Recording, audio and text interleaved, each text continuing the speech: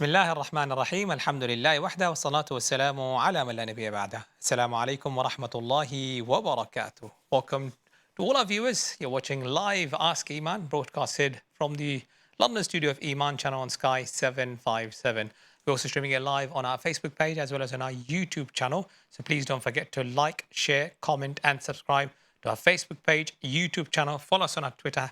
And of course, we also have Instagram page. This program is also streamed live via our website, Eman Channel TV.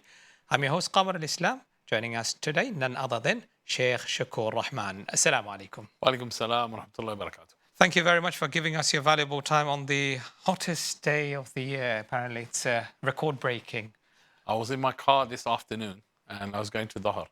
And on the dashboard, it said 42 degrees. Excellent. Our UK heatwave sees temperature above 40 degrees for the first time. That's the BBC report. Inshallah, we'll talk about it. But before that, I'd like to give our viewers a reminder, 0203 515 0757, our studio number, 07916841483, our WhatsApp number. Feel free to either drop us a text via WhatsApp. International viewers can use the WhatsApp number to call in directly into the studio. Feel free to leave your questions in the comment section below, either on our Facebook page or on our YouTube channel. Inshallah, if time allows, we'll try our level best to take as many questions as possible. But as always, the priority goes to our callers who call in live into the studio. Once again, 0203 515 0757. Hope everyone is doing well in this hot temperature. Now, Sheikh, let's move on to this discussion. First of all, the common question, is there any dua when the weather is like this, very hot, very warm?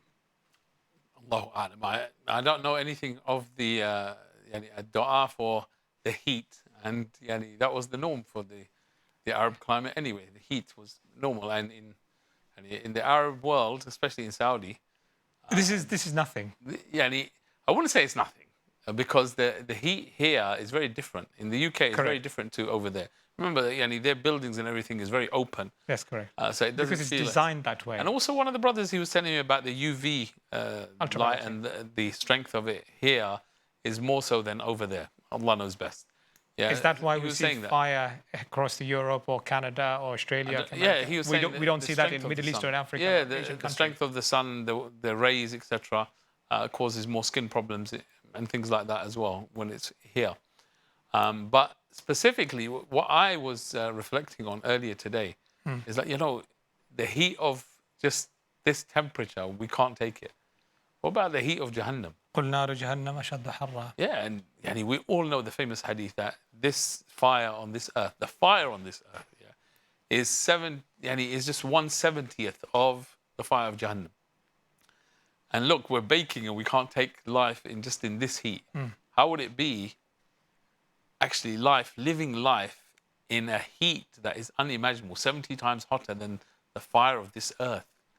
And just to think about, and it's good to remind ourselves on hot days like this and hot climates. I remember when I was coming back from the masjid, actually, I saw one of the older sisters walking down in her hijab, etc.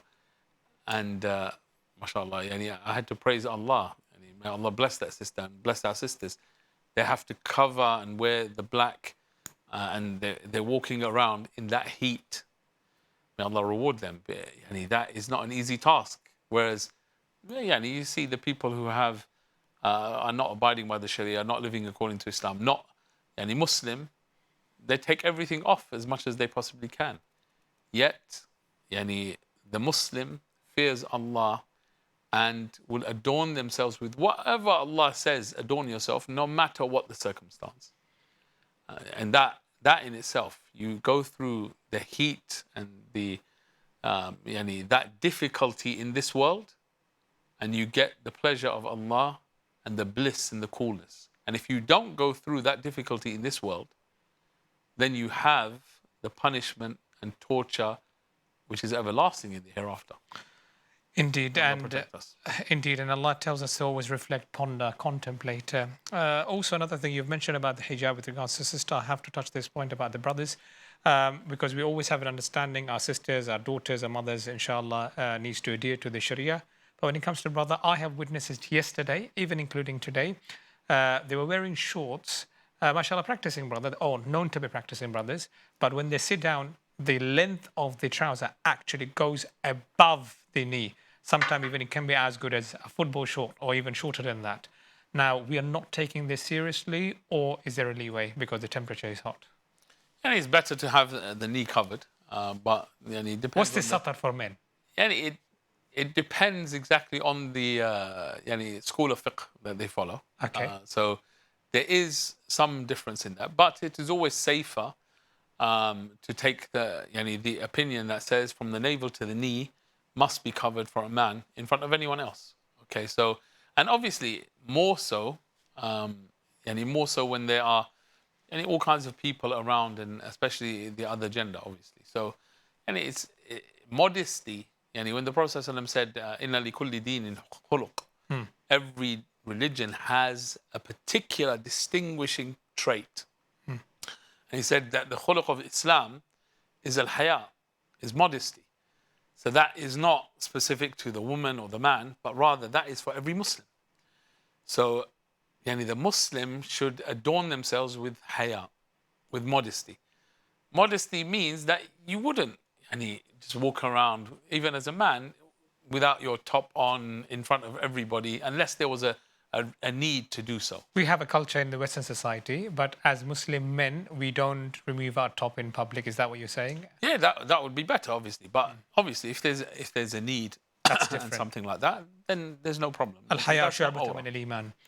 Yeah, because the aura for a man, and if we take the opinion that is safest, the one that is slightly more than others, from the navel to the knee and covering the knee. Okay, excellent. Jazakallah khair for that, Sheikh. Inshallah, we'll come back to you. And also, I'll be asking Sheikh regarding how do we dress in front of our children, especially in this hot weather. Sometimes we take it very loosely. Inshallah, find that out from our Sheikh. But before that, we have callers already joined in. Let's take our first caller. Assalamu alaikum. Assalamu alaikum. Wa alaikum assalam wa rahmatullahi wa barakatuh. Thank you very much for calling in. What's your question? Okay.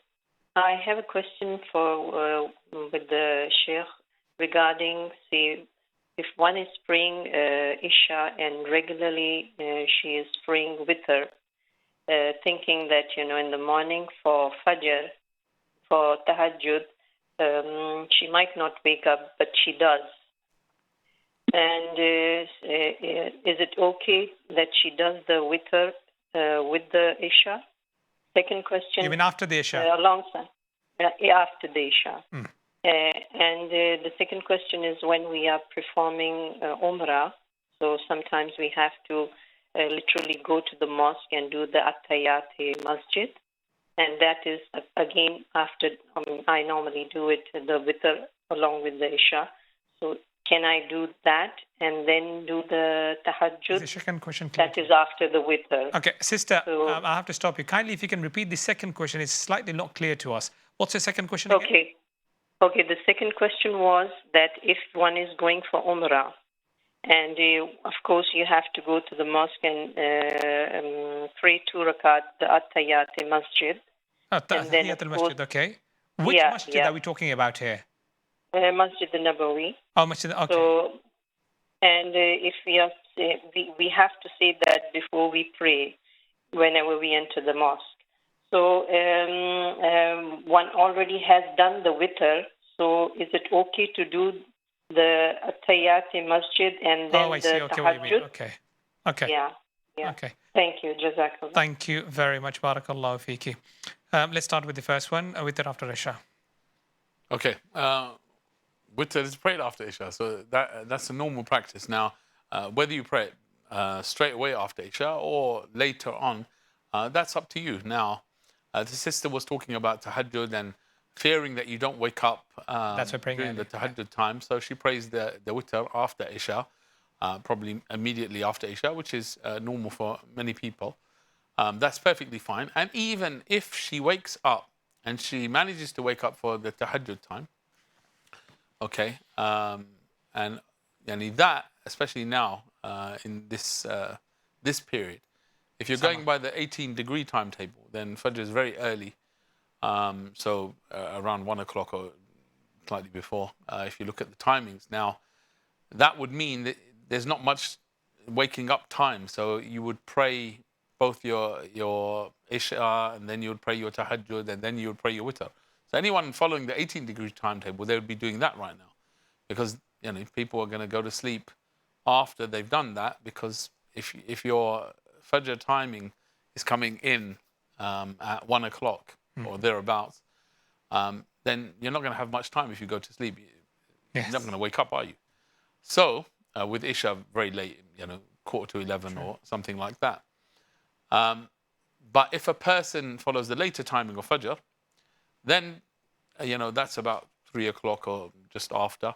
So then that person may go to sleep and wake up. So even if she prayed her Witr before, then she woke up, then there's still reports that the Prophet prayed 2 rak'ah. So you could pray 2 rak'ah, make them as long as you want. And there's no problem with praying those 2 rak'ah after you've prayed your Witr. And that's something that the Hanafi madhab has anyway. They have that as part of the rak'at that they pray after Isha. So perfectly fine, do so. And if a person... Sheikh, I'll have to interrupt you there. Let's continue the discussion after the short break, because we'll have to go for a short break. You're watching Ask Eman. We'll be right back in a few moments. Thank you very much.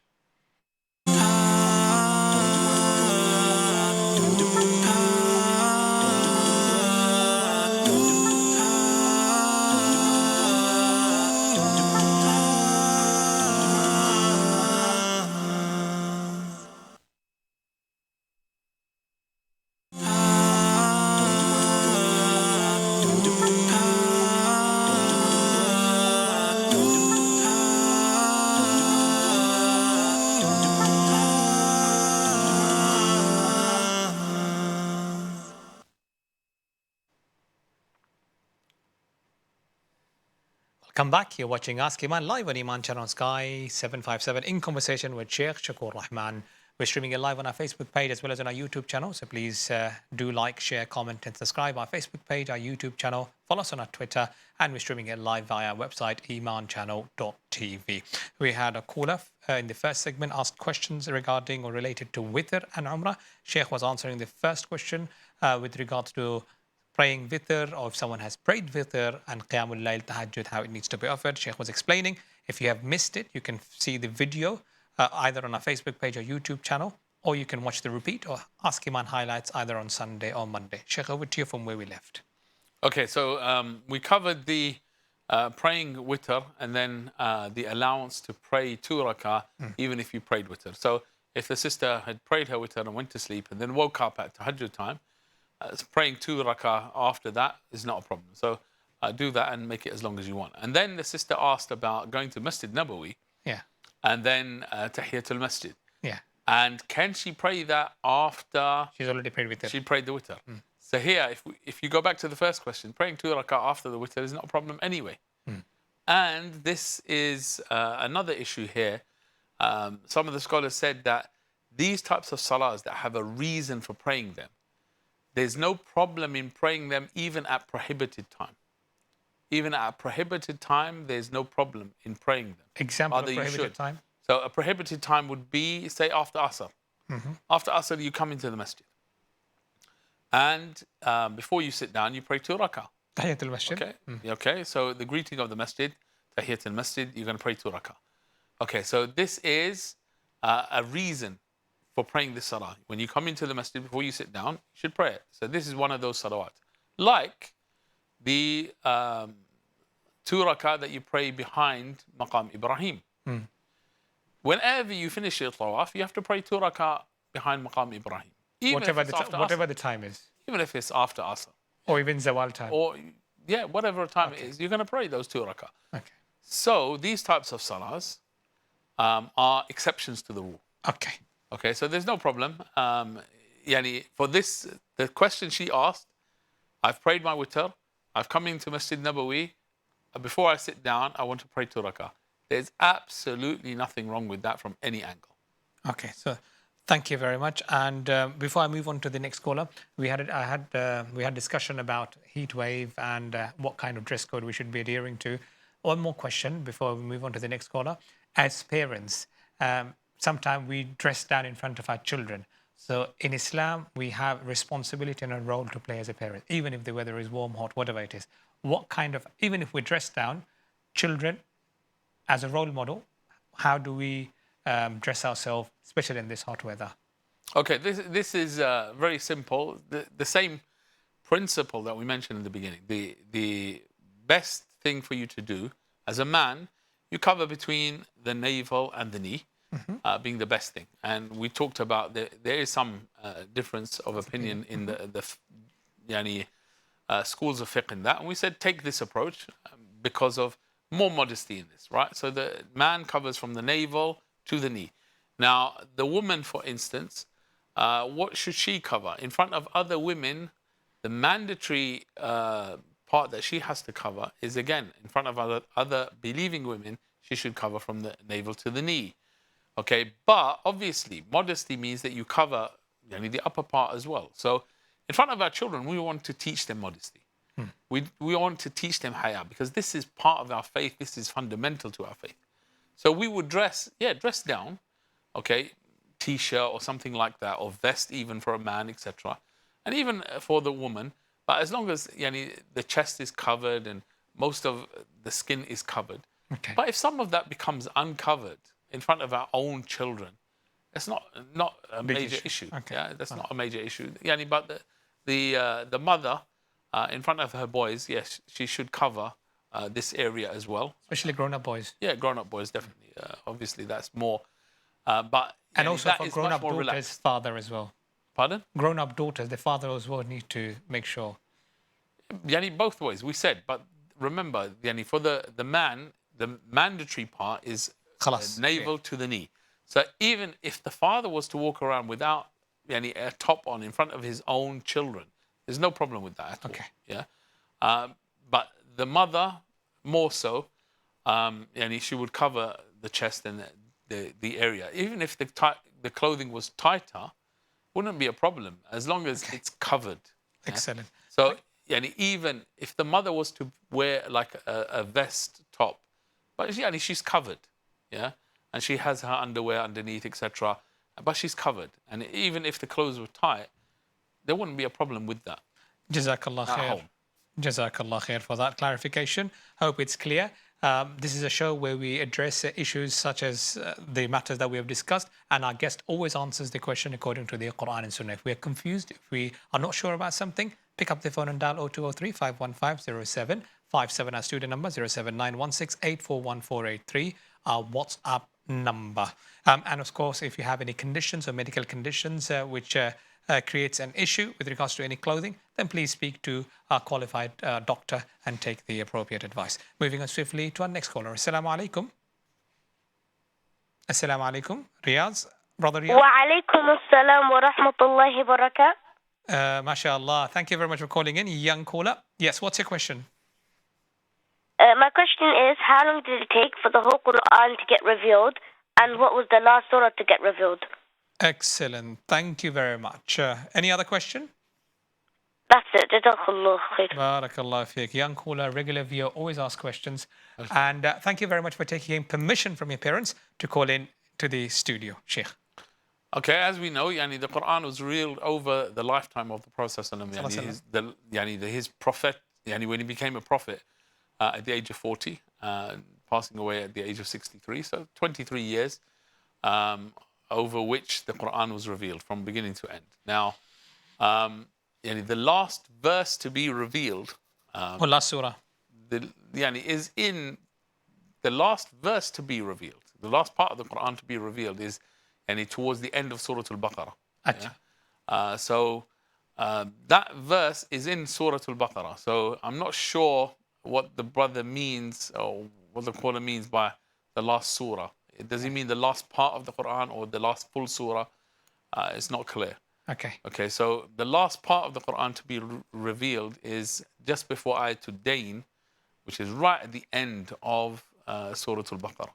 Okay, excellent. Thank you. A portion of Surah Al-Baqarah. Thank you. And the important factor is we have to read the Quran, understand the Quran, and act on it, inshallah. Yeah, and that, just the inquisitive nature of the young is that what was first, what was last. And these are kind of facts that the young like to understand and know. And when it comes to quiz time, these are the things people ask, isn't it? Agreed. You're a teacher, so definitely you Yeah, are we used to qualified. quiz them things like that. Absolutely right. Thank you very much for that. Let's move on to our next caller. Assalamu alaikum. Brother Walaikum Tanveer, you're on salam. the line. Yes, alhamdulillah. Thank you for taking my question. Just wanted to know, is it permissible to have breakdown covers for What like kind of vehicles? breakdown? So for my car, if I were to Car. have a annual breakdown, so for example, if I break down somewhere, I'll be able to call them and they'll be able to come and recover Yeah, my I know. vehicle or fix It's it. clear. And it's your personal car. Yes. Okay. Is the car on finance? It's not. No, I bought It's the your own car. car. Khalas. but It's clear. Yeah. Obviously, Thank in you the very UK as well. So, yeah. Thank you Any so other much. question? Just this one, brother. That's fine. Jazakallah khair, Sheikh. Okay, breakdown covers where you're paying for a service, okay, and you don't know whether you're going to use it or not. That's correct. Most of the time, we don't even use it if it's a brand new car or, let's say, Yeah, so this is Good quality similar to any.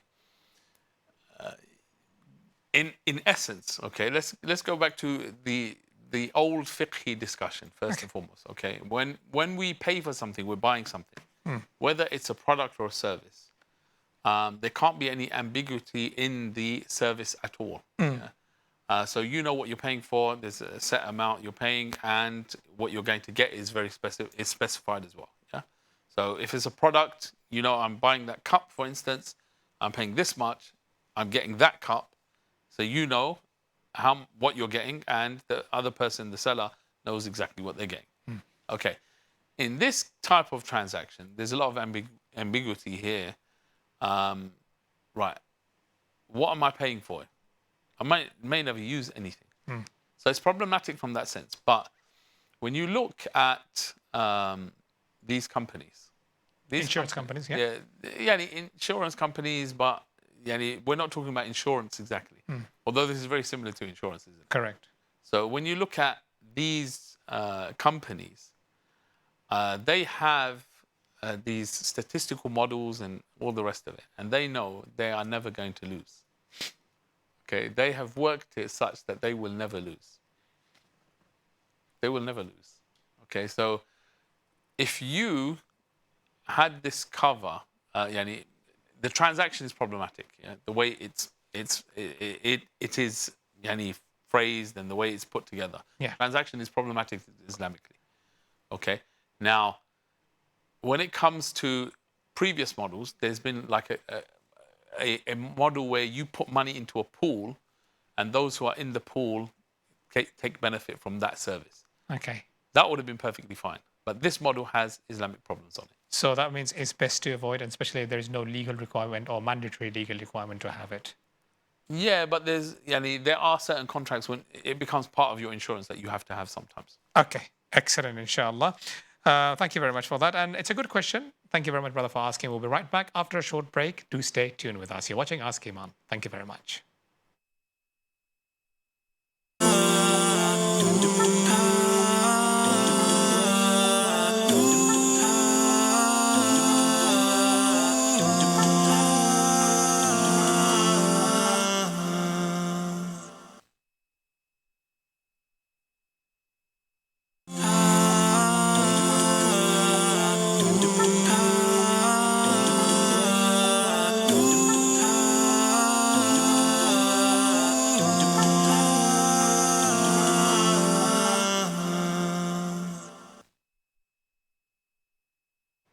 Welcome back. You're watching Ask Eman live on Eman Channel Sky 757. We're also streaming it live on our Facebook page as well as on our YouTube channel. Once again, humble reminder, please do like, share, comment and subscribe to our Facebook page, our YouTube channel.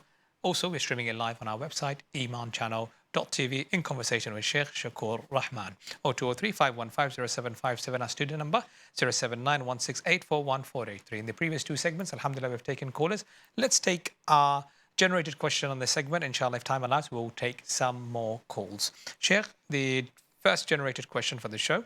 Brother Asif is asking, how do we use honey as medicine, and for what illness should it be used? Okay, as Allah mentions, fihi shifa. Okay, in it is shifa, is cure. So the honey itself has medicinal benefits in it. Okay, the Prophet ﷺ has mentioned that, and in the hadith where the man comes with a stomach ache, and the Prophet ﷺ says to his brother, "Yeah, go and tell him to have honey, have honey, have honey," because that is cure. So eating honey, and even some of those who are dealing in honey and stuff, they say put in some warm water, not boiling water, not very hot, Correct. just warm, mixing it in, drinking, etc. In this is purification and cleansing of the stomach, etc., and helps with that healing. There's other ways to use it, but that is something specific to those people who have tried using honey in different ways. So that's not my kind of feel. So the Islamic ruling on it, yes, take honey, especially on empty stomach, etc. These things are very valuable and very good for the stomach and good in fighting off disease and illness anyway. But the specifics of how to use it, you need someone who is experienced in using honey to treat certain illnesses. Okay. That's more of a medical kind of question or a herbal medicine question than an Islamic question. Excellent, thank you. Allah knows best. Barakallah fiqh. And also, disclaimer, we don't give out any medical advice here on this show. Spiritual advice, of course, but if you do need any medical guidance, even related to honey, then please do speak to a qualified doctor. Moving on swiftly to our next question, and that will be, inshallah, it's regarding credit card. Sheikh, Assalamu alaikum. Is it permissible to use a credit card even if it's paid off and no interest is paid, or should it be avoided due to the contractual obligation of having to pay interest should one be late? Okay, so first, wa alaikum assalam to the brother who asked the question. I think you mentioned his name, Asif, isn't it? No, but Asif has already been, he asked the first question about honey, but this is anonymous. Right, so this question, right, credit cards.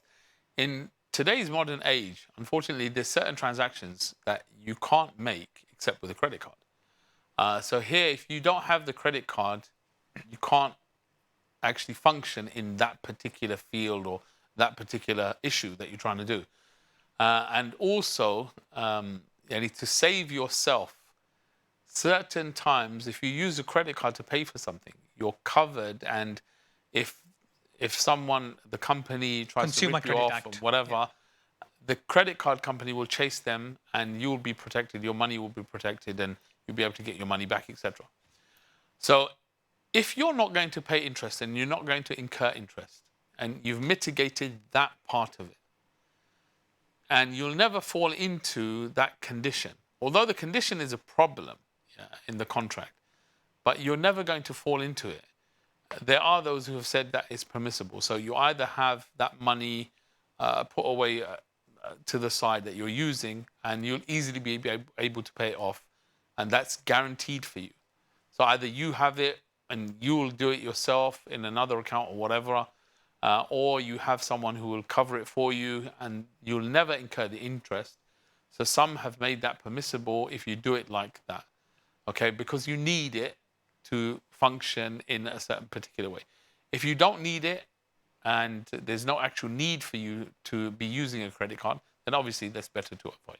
Okay, now let's bring it more closer.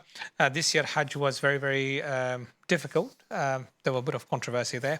Now, it's a lot of money involved, and as human beings, we always have to be very careful when it comes to any risk assessment. Now, booking Hajj using the credit card, but I have got the money, and I have the ability to pay that money completely, because obviously I'm going for Hajj, so I should have that money saved anyway. But I'm using credit card, not my debit card, just so that I get that right. Consumer Credit Act, that protects me should anything go wrong. Now, the act is, alhamdulillah, is, very, very spiritual, and people don't want to embark on a journey with something that has an element of doubt or confusion or whatever it is.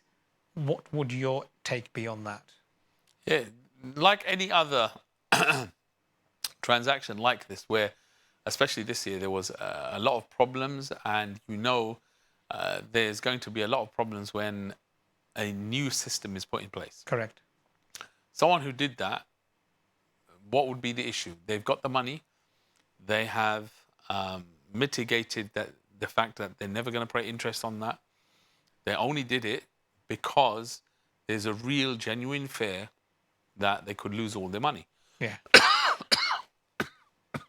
Inshallah. Now, Sheikh, this is where we have also another confusion.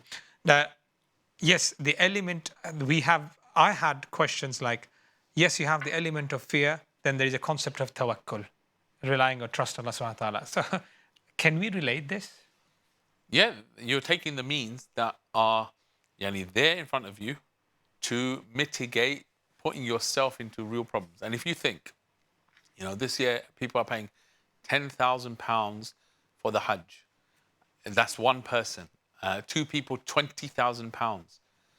£20,000. That's a huge amount of money for most Muslims. Yeah, very few people. That's not a huge amount of money.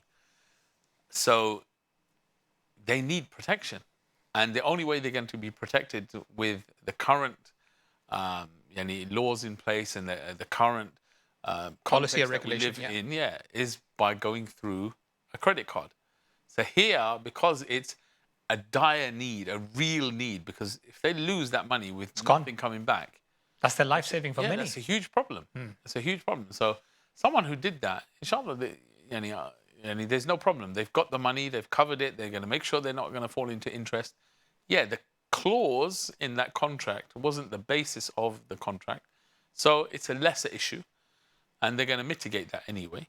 So inshallah, that opinion is there from some of the scholars anyway. So inshallah, there's no problem with that. Excellent. Thank you very much for that clarification. Moving on swiftly to our callers. Next on the line. Assalamu alaikum. Hello, assalamu alaikum. Wa alaikum assalam wa rahmatullah. Yes, please go ahead. What's your question? Can you hear me? Hello? Yes, I can hear you. I can hear you. Please ask. Please ask. What's your question? My question is that only, once a year, decorations and giving food to poor people and these kind of celebrations are enough to tribute and show your devotion towards Prophet sallallahu alaihi wasallam, or is constant struggle? Hello? Okay, I can. Okay. I think I've understood it, but I just want to clarify it. So when you're talking about celebration, what kind of celebration are we talking here? It shouldn't be like a Christmas celebration. It should be constantly struggle, fight, effort we should make to spread Islam. And the way, like in India, Hassan Mayuddin, he made nearly 10 million people, non-Muslim, he brought them into Islam, and then he didn't finish his struggle there, and he invited Shahabuddin Ghori to bring Islam in the government, and he defeated all those people. How we should invite other people towards Islam, and how should we make struggle? Okay, thank you very much for that question. It's an important question. Let's see what the Sheikh has to say. Okay, so sisters, from what I understood, the sister's asking, to show your love for the Prophet, is it enough to just celebrate his birth or his character or something on a single day of the year? Or is our love for the Prophet or does our love for the Prophet necessitate more than that? Clearly, our love for the Prophet necessitates that we imitate him and his way of life and live in accordance to his way of life and the revelation that he brought to us, Quran, the Sunnah, as embodied in the Islamic jurisprudence of the schools of fiqh. That is our love for the Prophet, for Allah and his messenger. Yeah. That's our love, to live every single day in accordance to the revelation that the Prophet gave us, the guidance that he gave us. Anything short of that is not loving him the way he deserves to be loved. Okay, so our celebration of the life of the Prophet, and it is a celebration of the life of the Prophet, not just his birth. Okay, so it's not restricted to a day. It's every moment of every day of our lives. Excellent. Thank you very much for that clarification. And she also mentioned does not have to be only giving dawah a particular day, like such as Christmas or Easter. It can be done throughout the year. It must be done. How can we be true followers of the Prophet ﷺ if we don't live in accordance to his life? His whole life was one thing: propagating the message of Allah. That was his life. So if we're not doing that, we're not really following him. Thank you very much for that perfect timing. Once again, it's time for another break, but we still have one more segment to go to. Inshallah, we'll be back in a few moments. Do stay tuned with us. You're watching Ask Iman. Thank you very much.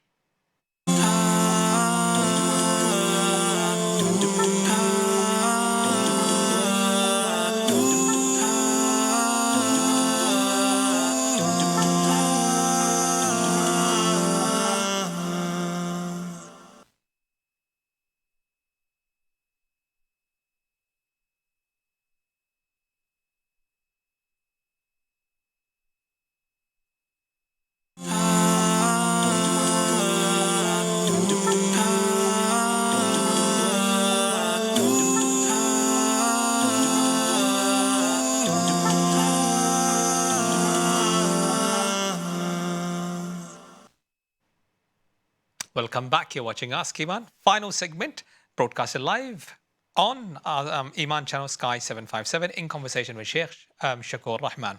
Let's move on swiftly to our generated question. Shaykh, it's an interesting question. I've not come across this question live on air. Brother Wasif from Facebook is asking the question: if you're in the middle of wudu and then take a phone call, do you have to restart your wudu? Okay, if you were on the phone for a long time. Okay. What does long time mean? Let's say you were on there, and some of the scholars in the fiqh manuals, they say if it was enough time for one part of the body to dry. Acha. Okay. Okay. Just by itself, naturally. And then that would be a long time. Okay. If it was very quick, so you just said, sorry, I'll call you back. Okay. Okay, that's not a long time. You moved from one thing to the next. Then it's best to start again. But there's a deeper thing here, right? You are now in wudu, because wudu is not some kind of ritual. No, this is an act of worship. Ibadah, okay. You're busy in an act of worship. Just like we say, don't start picking up the phone when you're doing an act of worship like tawaf or something like this. Here, you're in an act of worship. So leave your phone for a minute. And subhanAllah, I learned this lesson, you could say a bit of the hard way. I walked into the masjid, and just imagine, I'm very early for the salah. And it's Salatul Dhahar, actually. And one of the elders from the masjid came in. And so I was dealing with something, organizing something, some food for an event in... Okay. I was imam of a particular masjid at the time, in your locality. Yes, so, thank you for that. So then I'm trying to organize something. So I've come into the masjid, and then my phone's gone off. It's on silent. Phone's gone off. And then I picked up the phone, because the masjid's empty at the moment. And then uncle walked in. Okay, so I'm on the phone, and the uncle walked in. And then he gave me such a look. I put the phone down. Okay. And then he said, brother, look, you come to the masjid. You've got so many distractions in your life. Don't bring them into the masjid as well. Does the person know that you are the imam of this masjid? No, I'm not the imam of the masjid. Okay, no, it's okay. not that masjid. It's Khalas. a local masjid that I'm praying at. And he said that. I said, Jazakallah khair. That's the truth there. And you've come in for ibadah. Don't distract yourself more. Okay, so even in that, and there was loads of time before the salah. I think I got there at 1 o'clock, and the salah was at 1:30. Yeah. Yeah, for that day, I got there very early. So that, as a principle in my life, I took it from, he's an elder, and he's actually the father of one of my friends. I see. And that principle is a principle that most of us don't take into our lives. And when you are busy in an act of ibadah, don't bring more distractions. There are so many distractions in our lives anyway. When you're doing an act of ibadah, leave those things. If someone's trying to call you, leave it. And you can deal with that afterwards. 5 minutes is not going to change the world. Okay?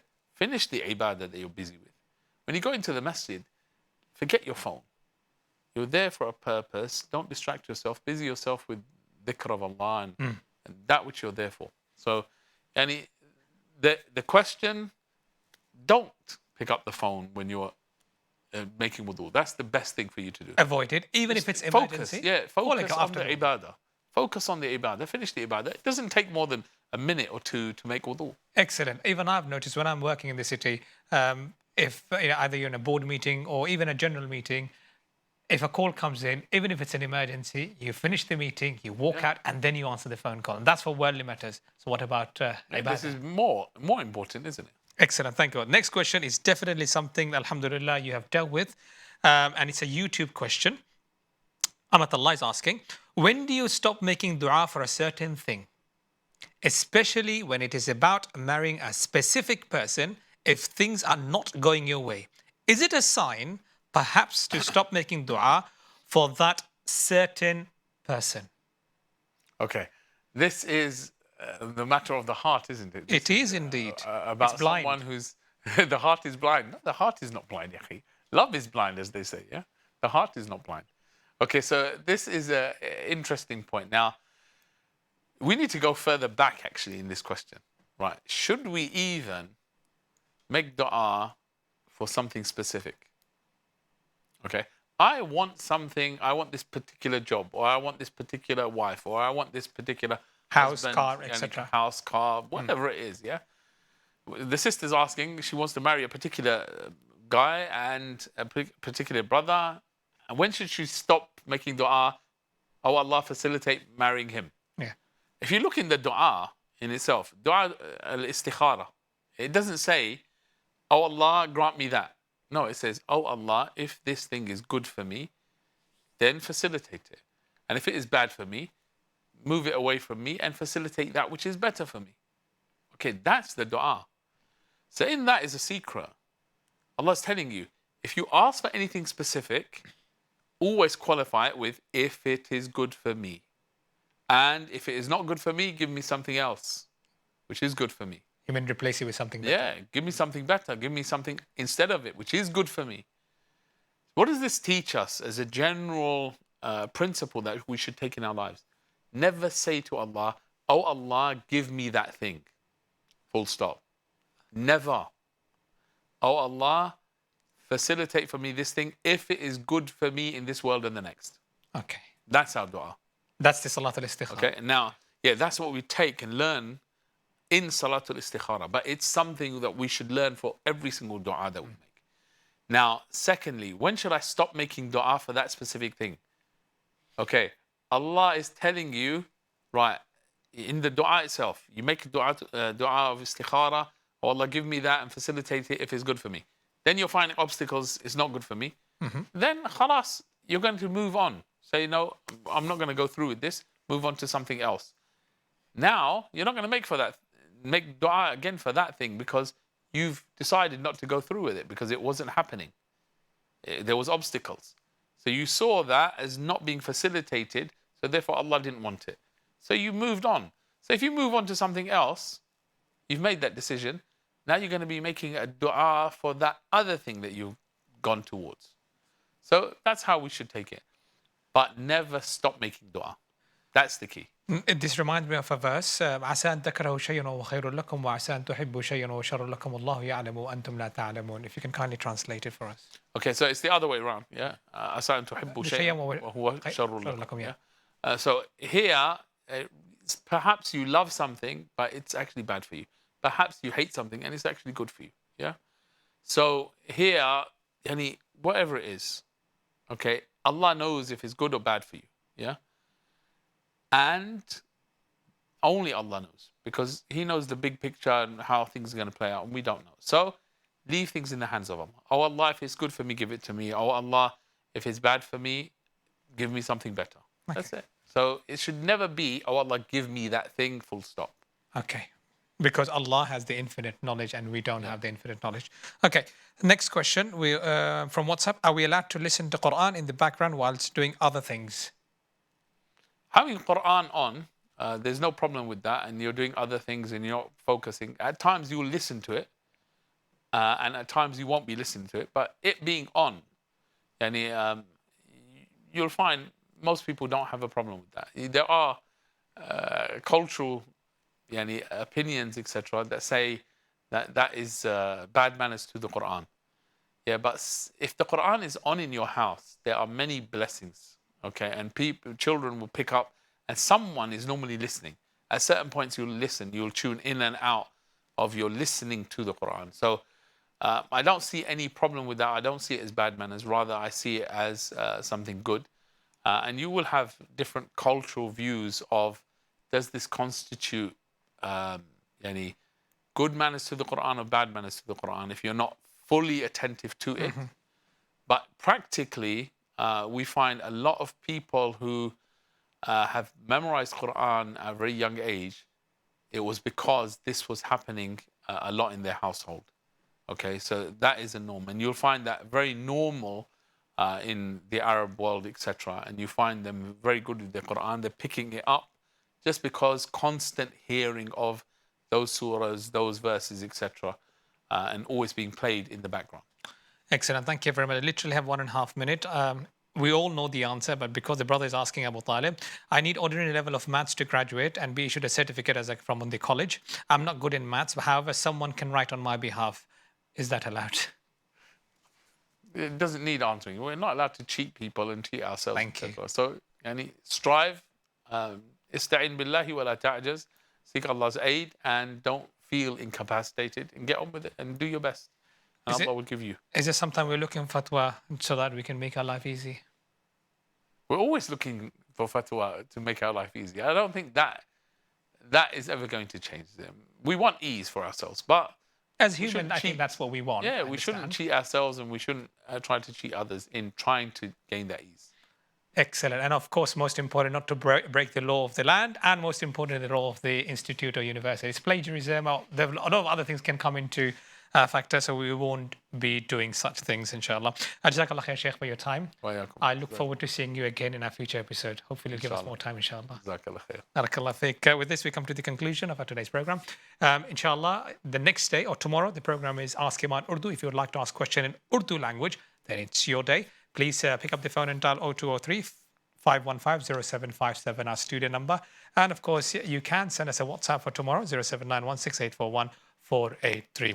Inshallah, we'll be back on Friday and Saturday. And don't forget to like, share, comment, and subscribe to our Facebook page, our YouTube channel, and all the other platforms. Until next time, subhanakallahumma wa bihamdik, nashhadu an la ilaha illa ant, nastaghfiruka wa natubu ilayk. Wassalamu alaikum wa rahmatullahi ta'ala wa barakatuh.